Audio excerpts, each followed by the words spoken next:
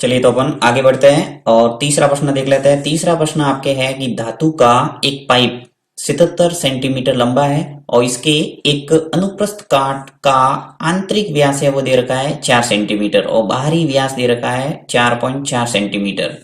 आपको तीन बातें पूछी हैं यहाँ पे। ज्ञात कीजिए आंतरिक वक्रपृष्ठीय क्षेत्रफल, बाहरी वक्रपृष्ठीय क्षेत्रफल और कुल पृष्ठीय क्षेत्रफल।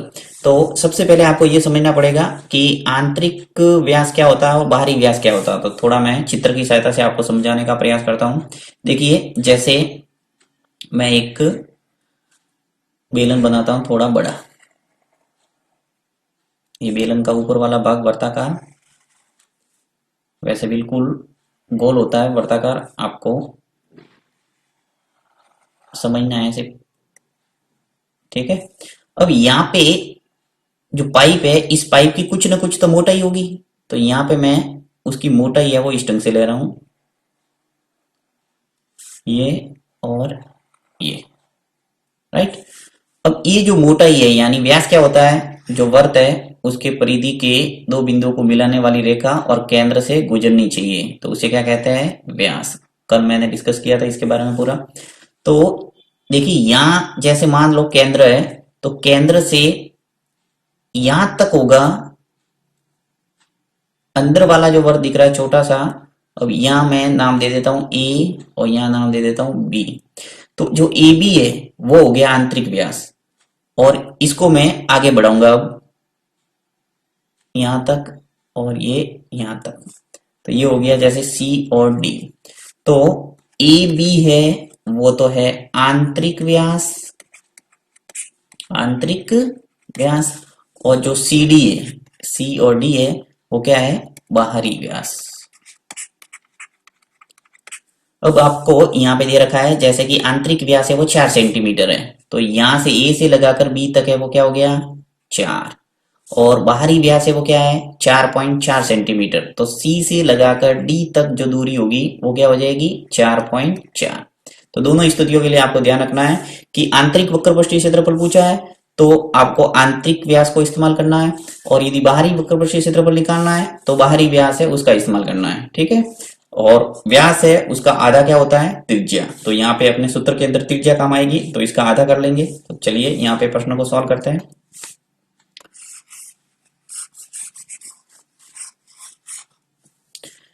लेता हूं मैं सबसे पहले जो प्रश्न में दे रखा है वो एक बार लिख लेते हैं कि पाइप, पाइप की लंबाई। देखिए ये थोड़ा चित्र भी दे रखा है यहाँ पे। तो पाइप की लंबाई, पाइप की लंबाई यानी कि एक तरह से क्या है, हाइट, ऊंचाई दे कह सकते हैं, क्योंकि यहाँ 2πr/h सूत्र में h ही है। तो h से मैं लिख लेता हूं कितना दे रखा है 77 सेंटीमीटर। अब इसके अनुप्रस्थ काट का आंतरिक व्यास, तो यहाँ लिख लेता हूं मैं आंतरिक व्यास। आंतरिक व्यास है वो दे रखा है आपको 4 सेंटीमीटर। तो आंतरिक त्रिज्या कितनी हो जाएगी, क्योंकि अपन को त्रिज्या चाहिए, तो मैं साथ में लिख लेता हूं आंतरिक त्रिज्या। सीधा इसका आधा करके लिख लो। देखिए 4 सेंटीमीटर है तो त्रिज्या कितनी हो जाएगी 2 सेंटीमीटर। अब देखिए यहाँ पे त्रिज्या है तो इसको मैं, जो आंतरिक है इसको स्मॉल आर से प्रेजेंट कर लेता हूं ताकि आपके कंफ्यूजन नहीं हो। और जो बाहरी व्यास है उसकी त्रिज्या निकालेंगे उसको प्रेजेंट करेंगे कैपिटल आर से। ठीक है। तो यहाँ मैं लिख लेता हूं वापस बाहरी व्यास, बाहरी व्यास। तो बाहरी व्यास है वो दे रखा है आपको 4.4 सेंटीमीटर। तो बाहरी त्रिज्या कितनी हो जाएगी, बाहरी त्रिज्या सूत्र में जो चाहिए वो अपन ने एक बार सभी लिख लिया है। तो देखिए यहाँ पे त्रिज्या है वो कैपिटल आर से लिख रहा हूं। अब 4.4 का आधा करेंगे तो क्या आ जाएगा 2.2 सेंटीमीटर। अपने पास त्रिज्या है और बेलन की ऊंचाई, सॉरी पाइप की ऊंचाई, पाइप है वो बेलनाकार है, तो पाइप की लंबाई का है या फिर ऊंचाई का है, हाइट कितनी है 77 सेंटीमीटर। अब मैं जो पूछा है उसका जवाब दे देता हूँ। पहला प्रश्न लेते हैं अपन आंतरिक वक्रपृष्ठीय क्षेत्रफल। तो यहाँ पे मैं लिख लेता हूं, चलिए यही कर लेता हूं। फर्स्ट आंतरिक वक्र पृष्ठीय क्षेत्रफल।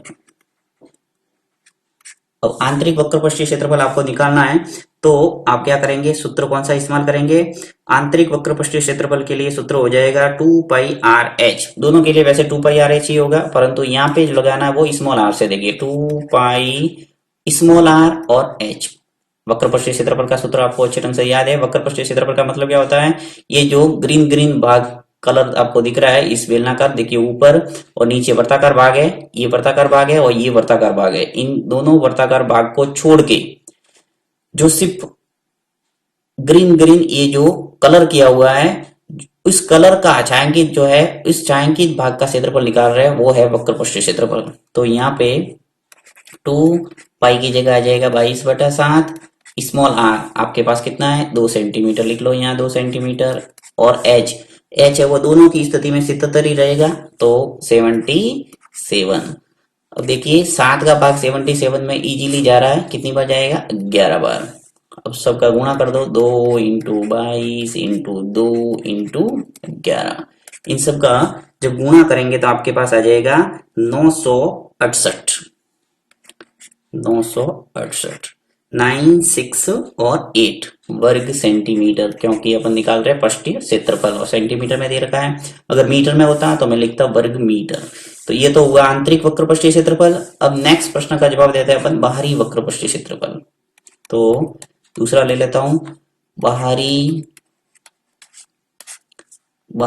वक्र पृष्ठीय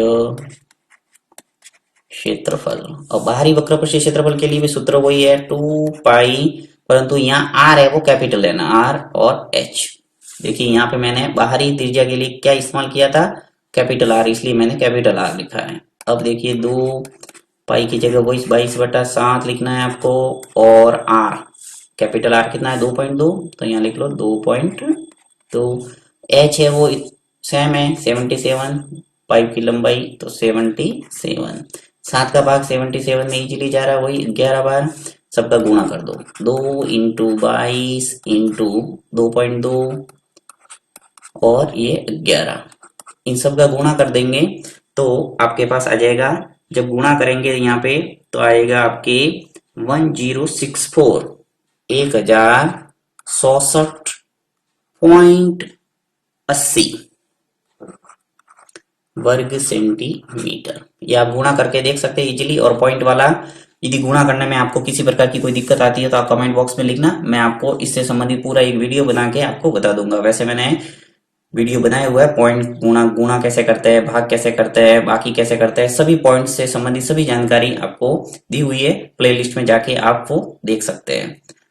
तो आपके पास दोनों के उत्तर मिल गए। देखिए आंतरिक वक्र पृष्ठीय क्षेत्रफल आ गया और बाहरी वक्र पृष्ठीय क्षेत्रफल अपन ने निकाल दिया। अब जवाब देते हैं कुल पृष्ठीय क्षेत्रफल। तो कुल पृष्ठीय क्षेत्रफल के लिए मैं इसको हटा देता हूं, क्योंकि अपन को इसी पेज पे करना है, तो इसको हटा के मैं वापस करूंगा, ठीक है। तो आपको ध्यान रखना है कि आंतरिक वक्र पृष्ठीय क्षेत्रफल कितना है? 968। आप स्क्रीनशॉट ले सकते हैं, इसका स्क्रीनशॉट लेके आपके पास सुरक्षित रखना, 968। और बाहरी वक्र पृष्ठीय क्षेत्रफल है 1064.80 वर्ग सेंटीमीटर। ओके, तीसरा प्रश्न है, इसका जवाब देते हैं अपन कुल पृष्ठीय क्षेत्रफल। तीसरा प्रश्न है, कुल पृष्ठीय क्षेत्रफल निकालने के लिए आपको क्या करना पड़ेगा? देखिए कुल पृष्ठीय क्षेत्रफल निकालना है, उसके लिए आपको एक तो लेना पड़ेगा आंतरिक वक्र पृष्ठीय क्षेत्रफल। आंतरिक वक्र पृष्ठीय क्षेत्रफल जो अपन ने निकाल दिया है, इसमें जोड़ना पड़ेगा बाहरी वक्र पृष्ठीय क्षेत्रफल। बाहरी वक्र पृष्ठीय क्षेत्रफल, और इसी में आपको जोड़ना है दो आधारों का क्षेत्रफल। दो आधारों का क्षेत्रफल। अब दो आधार क्यों हुए? देखिए ये जो पाइप है वो अंदर से खोखला है, राइट। तो यहाँ पे आंतरिक वक्र पृष्ठीय क्षेत्र, बाहरी वक्र पृष्ठीय क्षेत्रफल और दो आधार जो कि बेलनाकार है, एक तरह से वलयिका जिसे बोलते हैं। वापस मैं आपको चित्र बना के समझाता हूँ थोड़ा। दो आधारों का क्षेत्रफल किस ढंग से, देखिए ये ऊपर वाला भाग होगा, इसी प्रकार इसके जो अंदर जो वर्ताकार भाग होगा, तो ये जो स्पेस है ये, इसका अपन को क्या निकालना है? क्षेत्रफल। तो इसका क्षेत्रफल निकालने के लिए अपन को क्या करना पड़ेगा? बाहरी वृत्त का क्षेत्रफल यानी कि पाई आर स्क्वायर और आंतरिक वृत्त का क्षेत्रफल यानी कि पाई आर स्क्वायर। यानी बाहरी वृत्त के क्षेत्रफल में से आंतरिक वृत्त के क्षेत्रफल को घटाएंगे तो ये आ जाएगा अपने पास भाग, जो मैंने लाइन के द्वारा आपको दर्शाया है। अर्थात पाई यदि मैं कॉमन लूं तो आ जाएगा capital R square minus R square. ये आपने प्रश्न पढ़े होंगे, वलिका का क्षेत्रफल कहते हैं इसको। तो इस ढंग से दो आधारों का क्षेत्रफल जोड़ देंगे तो आपके टोटल कुल पृष्ठीय क्षेत्रफल आ जाएगा इस बेलनाकार पाइप का। तो चलिए इसको मैं आपको कंप्लीट कर लेता हूं प्रश्न को। सबसे पहले मैं लिख लेता हूं आंतरिक वक्रपृष्ठीय क्षेत्रफल। और आंतरिक वक्रपृष्ठीय क्षेत्रफल सबसे पहले अपन ने निकाला था, कितना है 968। फिर प्लस बाहरी वक्रपृष्ठीय क्षेत्रफल आपने निकाला था 1064 है, 1064.8 और 0 प्लस आपको लिखना है दो आधारों का क्षेत्रफल। एक आधार का क्षेत्रफल अभी मैंने आपको बताया pi capital R square minus small R square. तो यहाँ पे दो आधार की बात होती है ऊपर, ये देखिए ऊपर और ये नीचे। तो 2 इंटू हो जाएगा, पाई कॉमन ले लेंगे तो R square minus small R square. 968 plus 1064.80 plus 2 pi का मान 22/7 और R square minus small R square. तो आर स्क्वायर, तो यहाँ पे देखिए कैपिटल आर है वो कितना है 2.2। तो यहाँ पे 2.2 का स्क्वायर माइनस स्मॉल आर है आपके पास 2, तो 2 का स्क्वायर आ जाएगा। अब यहाँ पे आप सूत्र लगा के करेंगे तो इजी रहेगा। देखिए 968 प्लस 1064.80, ये तो आ गया ऐसा का ऐसा। यहाँ पे 2 और 22 का गुणा कर दो, 44 आ गया और नीचे आ गया 7। अब यहाँ पे क्या करता हूँ मैं, सूत्र लगाता हूँ कौन सा, ए स्क्वायर माइनस बी स्क्वायर वाला फॉर्मूला। क्या होता है ए प्लस बी और ए माइनस बी। तो इस ढंग से मैं इसको लिख सकता हूँ, एक बार प्लस में एक बार माइनस में, क्योंकि ये ए ये बी। तो ए स्क्वायर माइनस बी स्क्वायर है, यहाँ मैं लिखूंगा 2.2 प्लस 2, दूसरा हो जाएगा 2.2 माइनस 2। तो यहाँ पे इजीली आपके हो जाएगा सरल। तो चलिए इसको जोड़ देते हैं, 968 प्लस 1064.80, इसको जोड़ेंगे तो आपके आ जाएगा 2032.80। इनको जोड़ा इन दोनों को तो ये आ गया। फिर प्लस 44/7, इसको एज इट इज रखा है। अब देखिए यहाँ पे 2.2 प्लस 2 कितने हो गए 4.2। दूसरा है 2.2 माइनस 2, अब 2.2 में से 2 जाएगा तो क्या आ जाएगा 0.2। अब यहाँ पे आगे बढ़ते हैं अपन, 2032.80 प्लस 44/7। यहाँ पे इसका अब इसका गुणा होगा 4.2 इंटू 0.2 का गुणा हो जाएगा तो 0.84, ये आ जाएगा अपने पास गुणा। अब 7 का भाग इसमें जा रहा है इजीली तो दे देंगे, तो कितनी बार चला जाएगा, देखिए 0.12 बार चला जाएगा। अब 0.12 का गुणा 44 से करके आपको लिखना है, तो यहाँ पे मैं कर लेता हूं, यहाँ हल करता हूं। देखिए 2032.80, ये तो एज इट इज ऐसा का ऐसा लिखा है। दूसरा मैं 44 का गुणा 0.12 से करके लिख रहा हूं तो आ जाएगा 5.28। अब इसको जोड़ेंगे तो आपके आ जाएगा 2038.0 और 8।